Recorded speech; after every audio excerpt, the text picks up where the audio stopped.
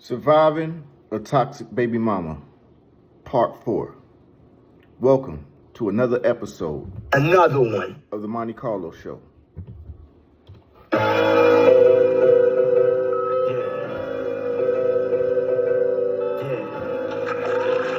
to welcome y'all to the Monte Carlo Show.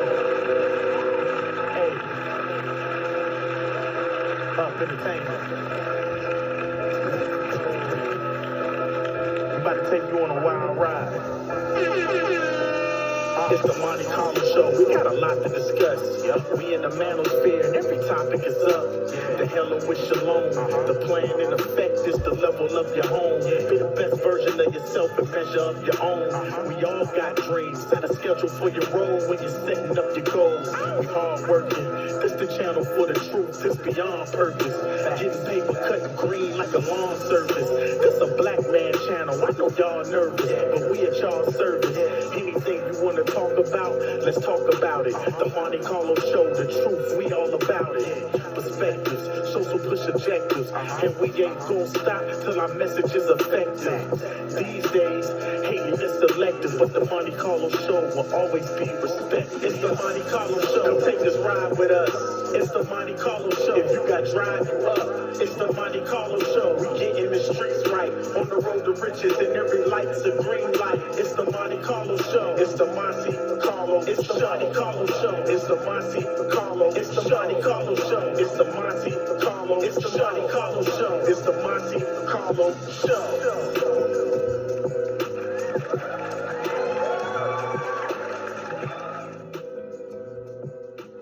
Welcome back, guys. Welcome back. Welcome back. Welcome back. All praise due to the Most High. You know what I'm saying? We are on part 4 of Surviving a Toxic Baby Mama. Welcome back to the Monte Carlo Show. Of course, I am your host, Monte Carlo. And we about to get back into it. You know what I'm saying? Thank y'all so much for rocking with your boy. You know what I'm saying? Hearing my story. Like I said, man, this is like a form of therapy for me. And I'm hoping that also, my story will also encourage and help other men that have been through the same things that I've been through, or something similar, or maybe even, worse. But anyway, part 4, Surviving a Toxic Baby Mama. So as we left off, unfortunately, my daughter was taken away from me. Caused me a lot of grief and stress. Of course, her brothers here, my sons, they were grieved about, her being taken away as well. My wife was upset because she, didn't want her to be back in that environment. I didn't want her to be back in that environment. My wife saw how much it devastated me for them to make that move and to take her away from me in the midst of being so nasty towards me, so evil towards me, so wicked towards me, when all I was trying to do was be a good Abba and to be a protector to my daughter, But my wife saw how it affected me, how it devastated me, and I was distraught, I was depressed, I was stressed, I was sad, I was hurt, I was angry, frustrated. All I could do, like I said, was just cry out and pray to the Most High. Cry out to the Most High, pray to the Most High to try to ease the pain, to try to help get some understanding of why what happened. So anyway, to bring you up to speed, that took place, and it was a while before I talked to my daughter after they took her. In the midst of them taking her, I want to say about 2 months after they took her away from me, I was at work and I was out in the fields, doing my thing. And, I just noticed that I just felt really weary. Like I felt really tired. Honestly, I couldn't, I would like, because my line of work is outside in the elements, very hot outside or whatever the elements are, that's what I'm working in. So, at this time it was very hot outside, and, I just noticed that, I always had to, urinate. Like I couldn't keep my fluids down. Like it was like I drink a lot of water or Gatorade and stuff like that. But I just, every time I, you know what I'm saying? It's like I had to like pee every, I don't know. It was just weird. Like every time I drink something, it seemed like I had to pee minutes later. My body felt depleted. And, I just felt, my body just felt depleted, and I felt sluggish, tired, and it was crazy. And then after about, I want to say about, I didn't know what it was. And I want to say after about a week or so, a week or less, 5 to 7 days of me feeling like this, I told my wife, I said, man, I got to go to the doctor or something, man, because something's not right. Something's not right. You know, um, my skin was drying. I kept having to urinate. I felt tired, felt sluggish, weak, didn't have an appetite, and went to the hospital, and they did, blood work. Once they finally got me checked in, they did a lot of blood work and stuff like that. And they said, hey, they called me by my government name, of course, and they said, hey, Mr. Such and Such, were you under any type of stress, or have you been depressed lately or something like that? And I said, initially I said, no, because mind you, what had happened to me with them taking my daughter happened about 2 months. You know, by this time it was about a 2 month span of time. So I just found a way to put it in the back of my mind as much as I could, even though it was still on my mind. I just had to find a way to just kind of put it behind me in a way where I could still kind of somewhat function. So, I'm going to work feeling down and stuff. So they was like, Mr. Such and Such, have you been feeling depressed and stressed lately? And first I said no. Then I had to think about it, and I said, well, dang, no, they did just take my daughter from me about a couple months ago. So yeah, I have been stressed and depressed and, feeling all this other stuff. She was like, well, let me reel it back real quick. Just real quick. While I was feeling these symptoms, I remember being home, and I was, still depressed about what happened. And my wife and I was sitting down on the couch watching TV, and I was telling her how I was feeling. And so my wife likes to look up things when, it comes to like health and wellness and stuff like that. She likes to get online and research stuff. So I told her about the symptoms that I had. I was, just to kind of fill y'all in on my past, I was told by a doctor when I was younger that I was pre-diabetic.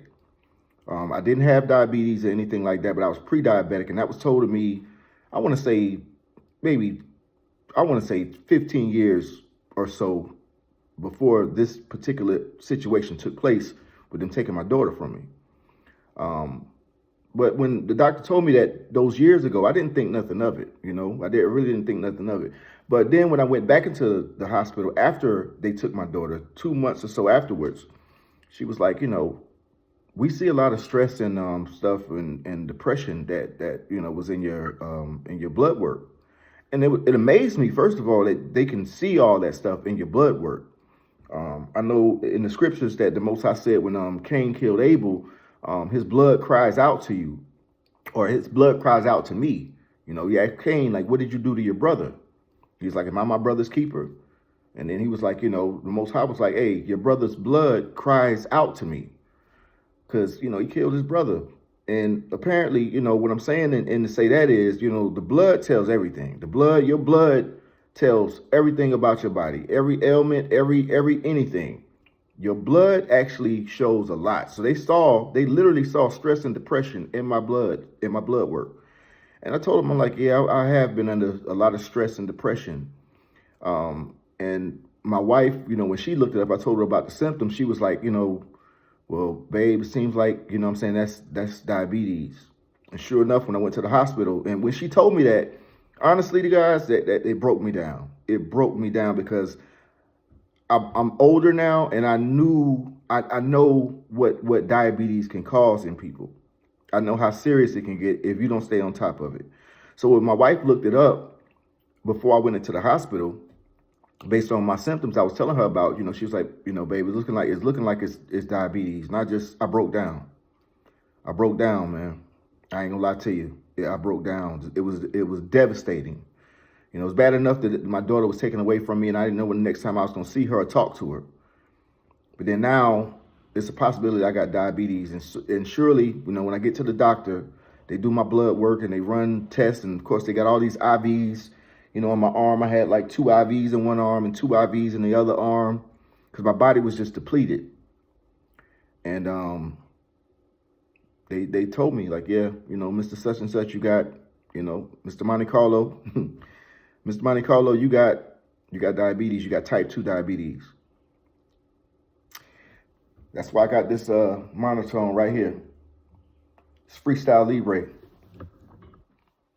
So, you know, I could monitor, you know, my diabetes from, you know, from my phone or whatever the case may be. You know, I'm thankful to the Most High for today's technology because, you know, I know a lot of people that have had, you know, organ failures or, you know, I've heard of people, there's people in my family, mainly on my mama's side that, you know, have had that.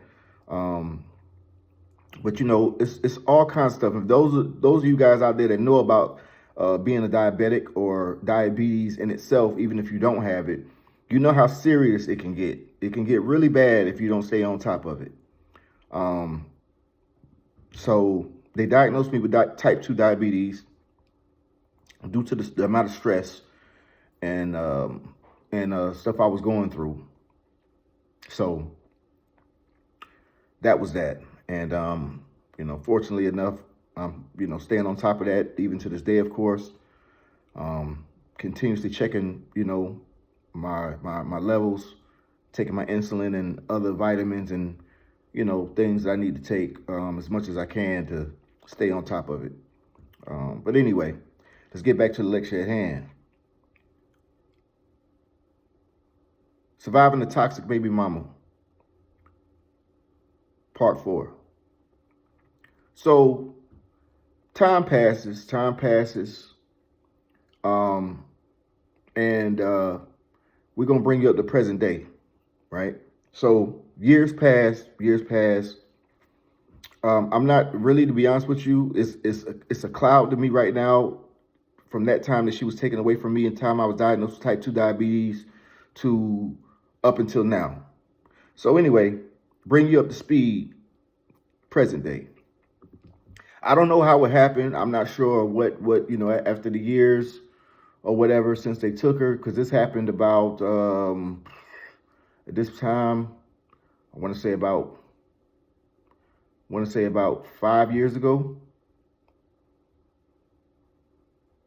Yeah, about maybe 5 years, 4 or 5 years, about 5 years ago. About 4 years, about 4 to 5 years ago. I want to say 5. But anyway, I don't know how this happened, but me and my daughter's mother ended up, me and my daughter's mother, JC, ended up, you know, getting back in contact with each other. This is way after the fact. At this point, she's completely healed. You know, she's completely healed. She's back on her normal, everyday stuff. When this incident happened, she had her own house. She had her own car. I believe that she had a job. You know, it seemed like she was okay. From what I understand, even decent credit and everything. But anyway, so I'm not sure how this happened, but we ended up getting back in contact with each other, and we was, I guess you can say, for the lack there of better words, reconciling and making quote unquote peace with each other. And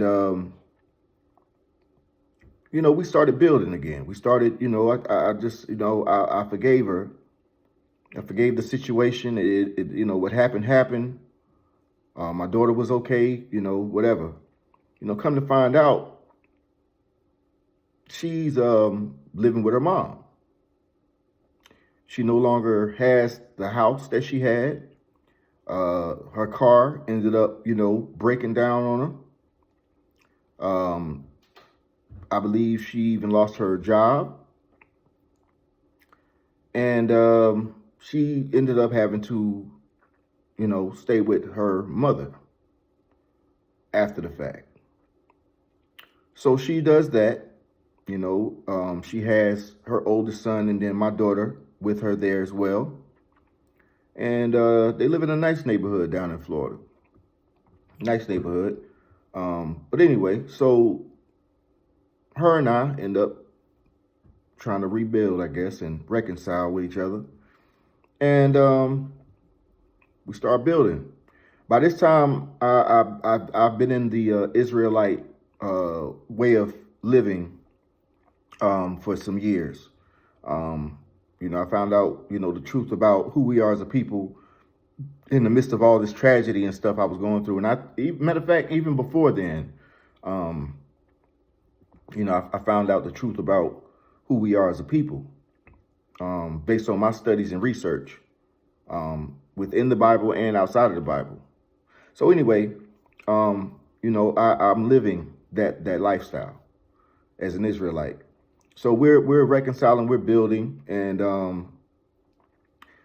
I tell her about my journey and my walk with the Most High, and I tell her about some of the things that I do and don't do now that I live this type of lifestyle, as far as not celebrating certain holidays and not eating certain foods and just ways of thinking and all kinds of stuff that I'm just filling her in on. So we're talking, we're building, and this is years after they took my daughter. This time has passed, years have passed, so I'm able to kind of get cool with her again, and talk to my daughter at least a little bit more, and her and I are starting to be on a good page. So we're talking, we're building. We're starting to laugh with each other again. We're starting to joke with each other again. I never would have saw that happening because I hated her so much because of the situations that were described in the first 3 parts of this, this particular subject. I had a deep hatred for her, and I just really hated her, but I was glad that the Most High brought her through a situation, and he spared her life. So we're getting back to it. She knows the type of lifestyle I live. She knows, my, how I live and everything concerning the Most High and His laws, statutes, and commandments. And so, we get to the point where she's like, I tell her, like, listen, I'm praying for you. I'm glad that you made it through it. I want you to do better. I want you to be better. Come to find out, after a few months of us talking, she ends up getting pregnant. And you know what? This is probably going to be a 5-part. It's probably going to be 5 episodes because, boy, I tell you what, man, it don't stop with this woman. With JC, it don't stop, man. It's just always, guys, y'all just got to bear with me. Thank y'all so much for tuning in and listening to my story. Okay? Because I know there's so many other brothers and men in general that have gone through similar things, if not worse, when it comes to these women. And I hate to say it, man, but boy, ladies, women are looking real bad out here right now, man. And it's been like that for a long time. Looking real bad. It's like y'all go out y'all way to do some of the most wickedest, evilest, diabolical things you could ever do to somebody, like to a man behind their children, and in general, just as a person, it's crazy. But anyway, and not to say there ain't no bad guys out there either, but y'all choose them. But anyway, let's get back to it. Come to find out, she's staying at home with her mother. JC is staying at home with her mother. My daughter's there, of course. Her son is there, of course. So she's pregnant. Right? Now, this is where it gets crazy. Guess what? The reason why that her husband, C, shot her was because, come to find out, and this is from what she tells me based on the time her and I have been talking, right? I want y'all to listen to this. I'm going to try to sum it up as much as I can. But what happened was, because I asked her about the situation after she got, I was like, what happened? Because he was making it seem like she was trying to attack him. And that's why he did what he did. She said it didn't happen like that. But what happened was he had found out about a friend of hers that she was, meeting with after she would get off of work. She would go and meet with the guy. And mind you, when my daughter was up here, I would ask my daughter, was like, well, what's going on with, what was going on with your mom? What was going on with JC? The way this happened. Well, she was like, Abba, mommy was, meeting her friend after work. Mommy was meeting her friend after work, and C found out about it, and he told mommy he didn't want her to keep seeing, said person, this person, mommy's friend, but mommy kept going over, to see him and doing this, that, and the other. And I said, oh, really? So your mama, JC, was seeing somebody else? She was like, yeah, Abba, she kept going to see her friend, and C found out about it. He didn't like it. He didn't want her to be around him. He didn't want her to hang with him. And she was like, he's Jamaican. So, oh, okay. Yeah, I met his kids, his kids too and stuff. And we went out to eat. I went out to eat with him and my mom and this, that, and other. My daughter told me this while I had her while she was up here. So come to find out, he shot her over this guy that she would go see after work. And the reason why, and this is according to her words, she would go see this man after work because she ended up having issues with her husband, C, the barber. She ended up having intimacy issues. What? She ended up having intimacy issues. Wait a minute. Wait a minute. Wait, first of all, you're not going to speed past that like you didn't just say what you just said. Come to find, and this is from her mouth. Mind you, me and her have been talking for months at this time, bringing you present day up to speed. Because I told you, she liked to talk. She'll go from one thing to another, to another, to another. I mean, I'll be having to slow her down sometimes. Like, hold on, let's go back. So anyway, come to find out, she was saying like, listen, he just couldn't get it up no more. It wasn't there for me no more. And I met this guy, whatever the case is, and I used to meet him, at the pool. Used to get, just meet him, go see him at his apartment, or meet him here, meet him there, and if he came over this way where we lived at the time, meet him over at the pool. She even told me this, and I'm gonna tell you how crazy, I'm gonna tell you how twisted this woman is, JC. She even told me, she was like, yeah, sometimes, when I meet him at the pool, I get dressed up and stuff, and C will be in the house, her husband, the barber, he'll be in the house, and, I just get all, dressed up in a nice little dress or something, go to the pool and meet him over there. I said, dang. Then come to find out, she even told me that they also had interactions with each other. This guy that she was, whatever, But my point is, guys, I want to hone in on this. She almost lost her life over this guy, right? Check this out. The barber and this guy had interactions. The barber even followed her one time to his place of residence, knocked on the door and said, hey, bring my wife out. I'm not leaving until my wife comes out, blase, and this, that, and the other. They almost got into it. I don't think they did, whatever. But she ended up messing with this guy, was just hanging with this guy because the barber was having intimacy issues, her husband. So she ended up ducking off with this guy. Would you believe that I told you that when I started talking back to her and we started kind of getting back on the same page, she was pregnant? Well, she'd already had a 2-year-old. Guess who the 2-year-old is by? Now, mind you, this incident happened 4 or 5 years ago, about 4 years ago, 4 or 5 years ago. She now currently has a 2-year-old, JC. And she had a 2-year-old. We started, rebuilding with each other and stuff, just building. And she was pregnant again. Like she was I want to say what, 6 months in of her second time being pregnant by the same guy that she would go and see on the side when she was married to C, the barber. Right? So bring you up to speed, present day, now she has 2 kids. She has 2 kids with the guy that she almost lost her life over. And her excuse is, oh, well, he would have did that to anybody. He would have did, he would have. I was like, man, and my thing is, I'm like, listen, JC, you got to take some accountability for this. This man, the barber, C, is doing 30 years behind them walls. 30 years. What? 30 years. What?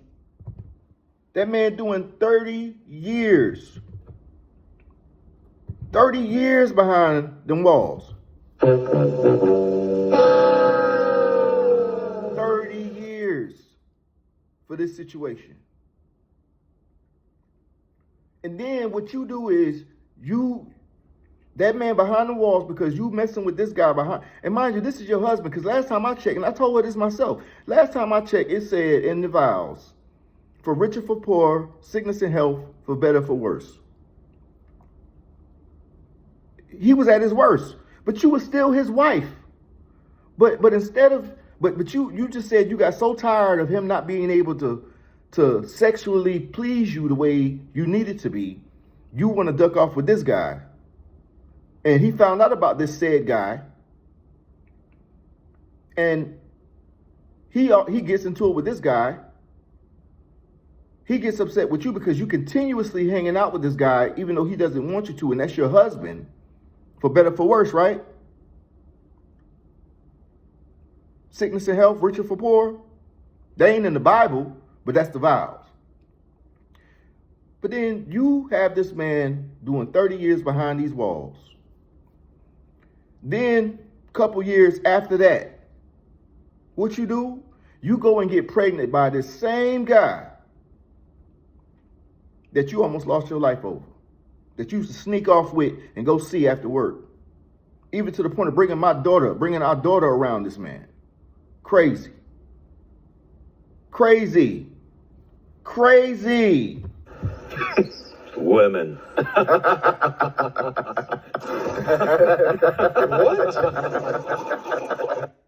We don't do that here. Like, what do you do? Like, what? Oh, no. No, no, no, no, no, no, no. Oh, no. No, no, no, no, no, no, no, no. So she gets pregnant by this guy. Not once, but twice. Old boy behind the walls doing 30, she got pregnant twice by the same guy that she almost lost her life over. Bring you up to speed, present day. Like I said, me and her talking on the phone, we building, hee, ha, and chilling, laughing. She tells me, oh, well, you know what? I'm tired of it here. I know I done made some, I know certain things I got to deal with and stuff like that. And I know I done did this. She was making it seem like she was repenting or she was trying to change her life around. Yeah, I know I could have did this, that, and the other, but I was just tired of this and I was just tired of that. And you'll be amazed that you would have to hear her talk to understand how diabolical and how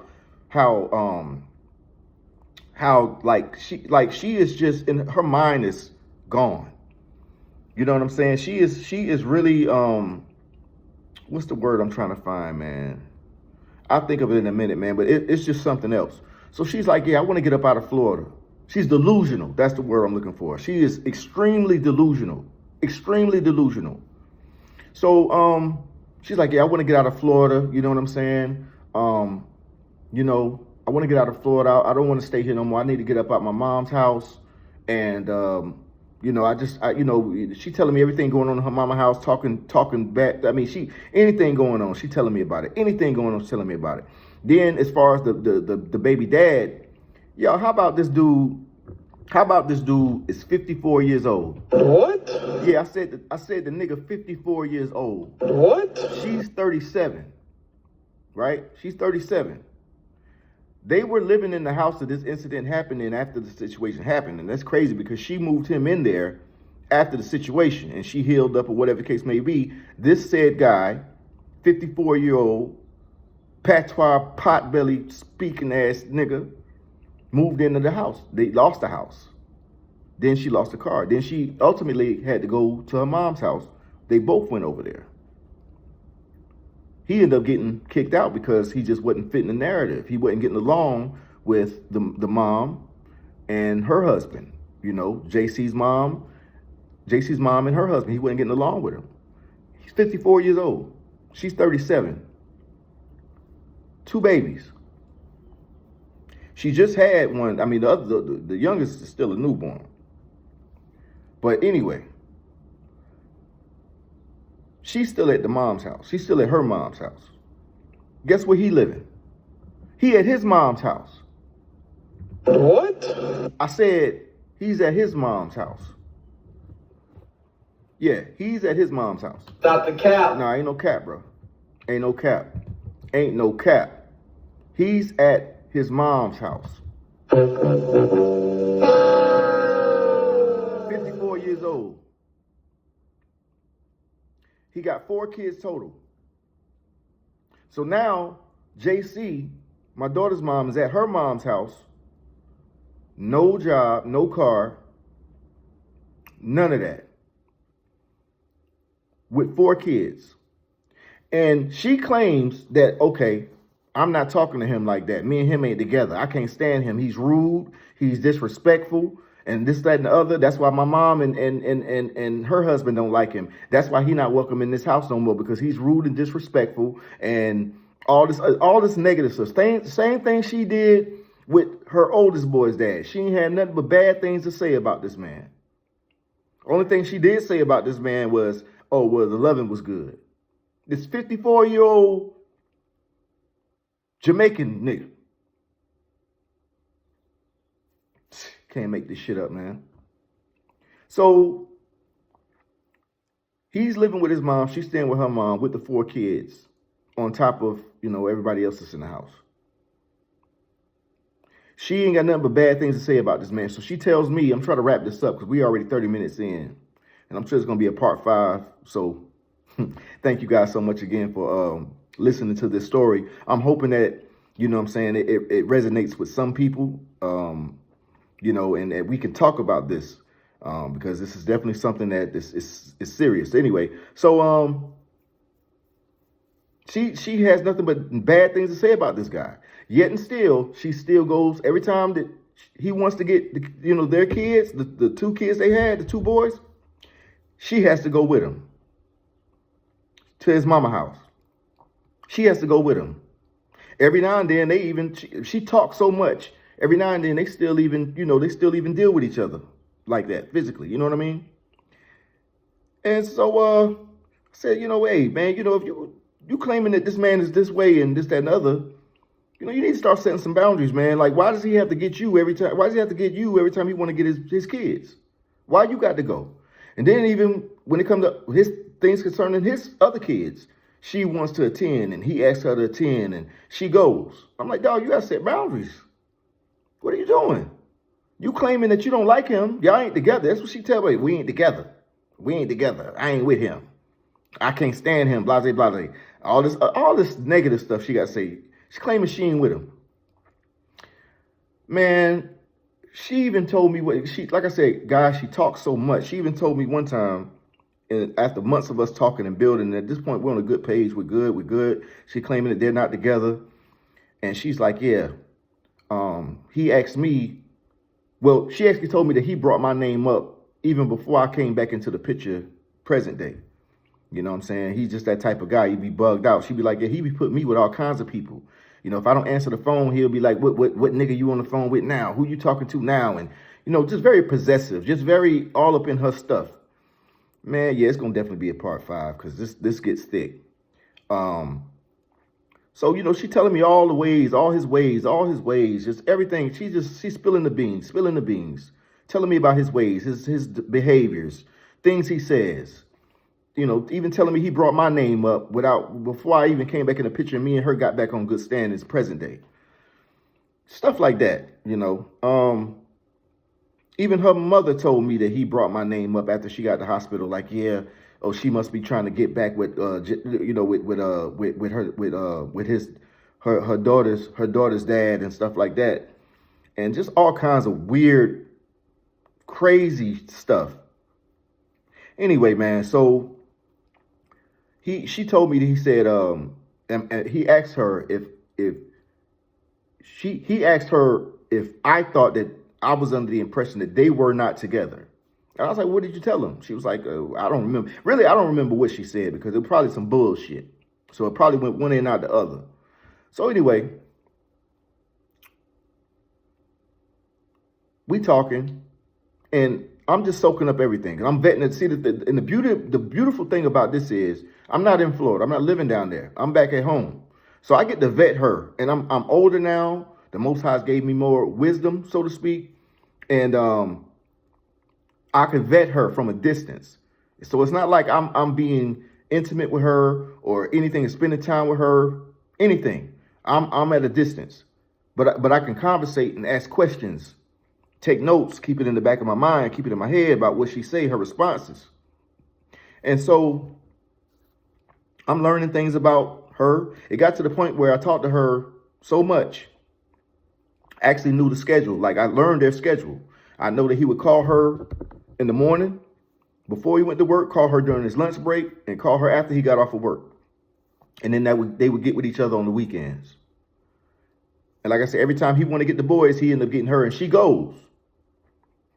And I kept telling her, listen, you got to start setting boundaries, baby girl. Like, stop. If you claiming you ain't with him, but he acting like y'all are together. He claiming he acting like y'all are together. You telling me that y'all are not together. Something ain't right. Something got to give. You got to set boundaries. You saying that you ain't rocking with him like that. And in fact, she said, and like I told y'all, I live an Israelite lifestyle. So she said that she wanted to leave Florida and be a part of my family, be a part of my household. So I'm like, I don't know. You know, we'll see about that. You know, we'll see about that. You know, my main focus is just, you know, now that said people are out of the way, different parts are out of the way, I can get to my daughter now. I can talk to her now more. And she's older now. You know, she's not a baby no more. She's older now. So, you know, she's saying that I want to move out of Florida. I want to get up out of here. You know, I got to get up out of this house, get my life back together, all this other stuff. And I'm like, okay, listen, we need to work out a plan. You know, we need to work out a plan, you know, for you to do that. How do we go about you doing that? What type of job do you want to get? How can we start working on your credit getting better? What are your plans on trying to, you know, move from Florida to here? Because it's a process. It's not going, you know, you gotta map this out. Plus you got a toddler, and not only that, you just had a child, a newborn. So how is this going to work? Then not only that, as far as being a part of my family, I was like, listen, I ain't trying to be no stepdaddy. I done did that. I done been there, done that. I'm not trying to be no stepdad. I'm telling you that right now. I was like, if anything, and it's crazy how the Most High works, because I told her, I said, you know, because mind you, when I told you, I think it was part 1, she was trying to make me choose between her and my son. So now I'm like, listen, I'm not taking on this man's kids. They gonna have to go with their daddy. And I meant that. I'm not doing it. I'm not doing it.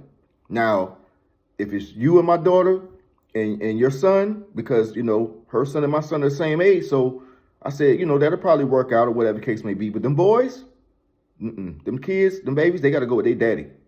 I'm not doing it. And she seemed like she agreed, you know.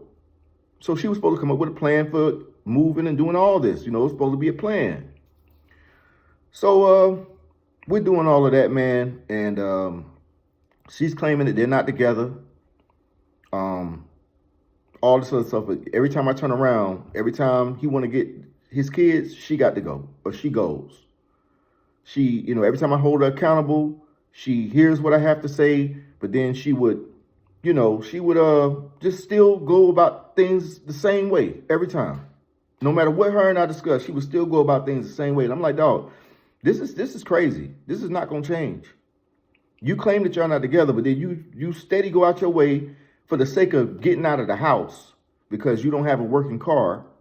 You don't have your own place to stay. You, for the sake of getting out of the house, you go with this man every weekend or so. He calls you 3 times a day.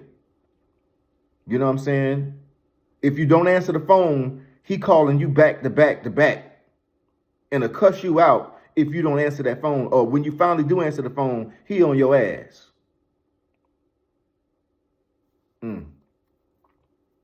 Interesting. So I'm going to end it here. We're already about 40 minutes in. There will be a part 5, but we're going to wrap it up at part 5 because honestly, this is going to be the last part of present day of what's going on. Now, I'm not sure how you guys feel right now about what I've been saying so far. Like I said, she just keeps on. It doesn't stop, can't stop, won't stop. Bad boy. Take that. Can't stop, won't stop. Like she is one of the most delusional, diabolical. Like how does the scripture say? Like a gold ring and a pig snout is a beautiful woman who has no discernment, no discretion, and that's exactly what she is.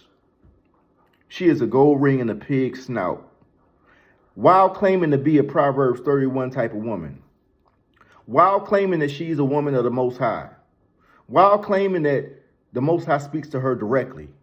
This is what she claims out of her own mouth. This type of stuff she says, along with thousands of other things that she says, depending on the conversation. But she claims that the Most High is with her. She's a Proverbs 31 type of woman. You know what I mean?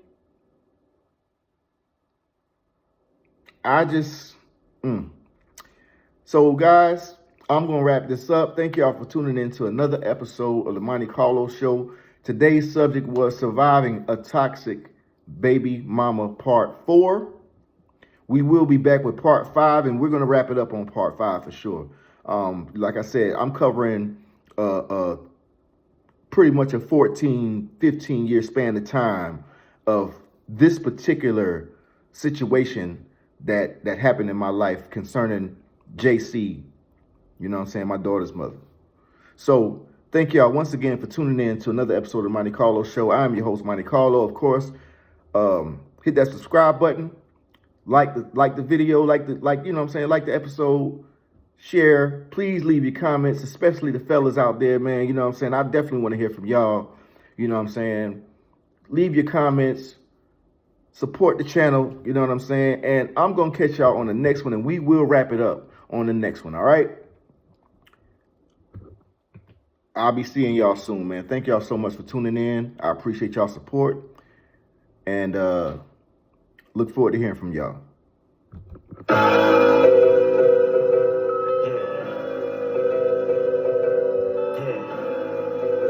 Like to welcome y'all to the Monte Carlo Show. Hey. Oh my God! I'm about to take you on a wild ride. It's the Monte Carlo Show. We got a lot to discuss. We in the manosphere, and every topic is up. The hello with shalom. The plan in effect is the level of your home. Be the best version of yourself and measure up your own.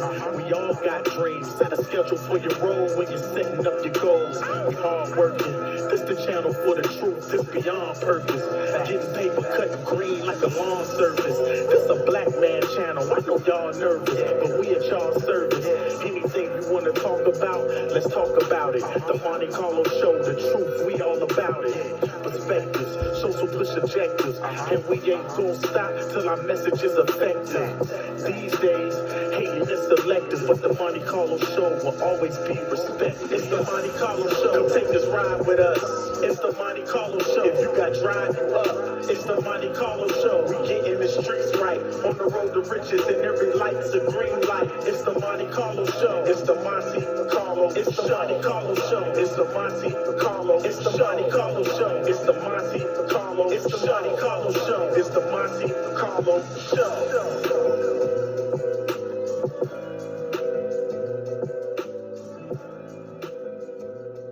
listen, remember. When you see me, say shalom. Most High bless y'all. I'll catch y'all on the next one, all right?